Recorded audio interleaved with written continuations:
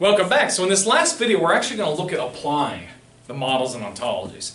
And you can use this to study a leader in your, or manager in your own organization like your boss, but you can also use it for introspection. And it's important that you do this. Think of it like an exercise in translation, okay? So let's say, for example, you are somebody who is very much a story listener, okay? And you observe that you have a boss that's very autocratic and very demanding, right? That's your boss. So if you have a different perspective than they do, you either use your own perspective and modify it to help them, or you leave, right? But this idea of, I have this perspective and you have this perspective and therefore we must clash, that's not productive and that's not going to lead to long-term success in your employment. So you've got to understand who you are and where you stand as both a worker and as a future manager, and also where a boss stands. So you can do this through just observing what they're doing, right? So you can mix and match these ontologies in all sorts of different ways. What if you had a boss who said that they were a force for moral authority? I'm a really good guy and I'm doing you a favor by giving you a job. And you're going to do it my way because I know. And at the same time, you notice that boss, when that person thought you weren't looking, maybe broke his own company rules, did bad things. You know, he's the boss, so in some ways he's entitled to behave however he or she wants, right? What if you ever observed that? In fact, we've all observed that at some point. I know I have. So in this case, we'd actually have like a blend of the dominance model and the undifferentiated individual ontology. It would look probably something like this.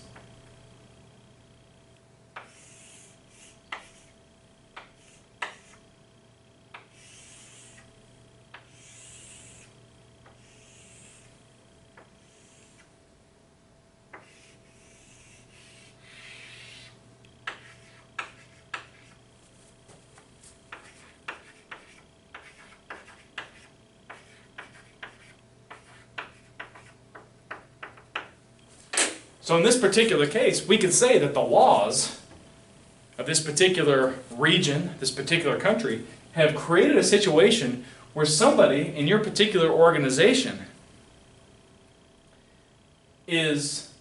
considers this himself or herself a force for moral authority within your firm and tries to get you to act, think, and do just like that person does. And additionally, they're a terrible human being outside the organization because they believe their money allows them to get away with anything. Therefore, what they wind up doing is exploiting both workers within their company and members of society. Maybe as they do bad things, maybe they conduct criminal activity or they hurt people or whatever outside the organization because their money allows them to get away with it. That's BGS. And they pretend like they are better than everybody else within the organization. That's a good way that you could blend these two. Okay? Let's look at another one.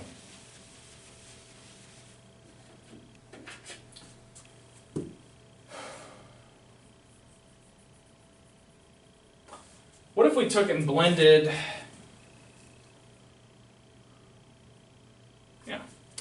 stakeholder model and differentiated relational ontology? That's a pretty easy one.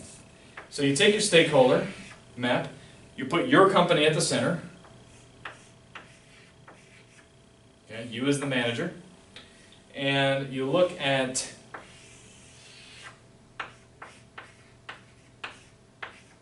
you and your relationship to customers, you and your relationship to suppliers,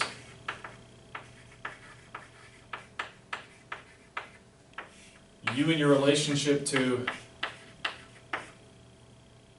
the environment. And by the way, when you're doing these, you don't say suppliers, you say like Bob's Supply Shop, Steve and the customer, you know, the environment in Nashville, okay, like some body of water, right? But that's what you do. So what you're saying here is that you are, in some ways, managing your customers, but you're doing so in such a way where you're not isolated in trying to consider their interests and how to maximize your value at their expense, but you're actually going and you're listening to them, you're talking to them, you're understanding their needs and what makes them tick, and how, yes, there's a transaction going on, like between money, goods, and services, but you're also making sure that you understand what's good for them and how you can also best support them. That's an example of how you would blend these two. So what I'm getting at here is you are free to mix and match any of these 8 models and ontologies, or you can just do one. You can just say, I notice my boss is the dominance model and I am the differentiated relational model, and you can just explain why. But the point is, use this to help understand yourself and understand those around you. And then what you have to do is, if there's a conflict, you need to think of a strategy where possibly you can find a way to convince someone to change their model or ontology, which is highly unlikely. Or you find a way that you can kind of change, or you can find solutions that don't create conflicts between 2 different models or ontologies. That's the way you use these. Okay? And so you'll see that on your assignment, some questions building around this. As always, give me a thumbs up, that's a like if you've enjoyed this video. Definitely hit that subscribe button and comment down below. Looking forward to seeing you in the next video. Actually, this is the last video of this playlist, so not looking forward to seeing you in the next video, looking forward to seeing you in the next module.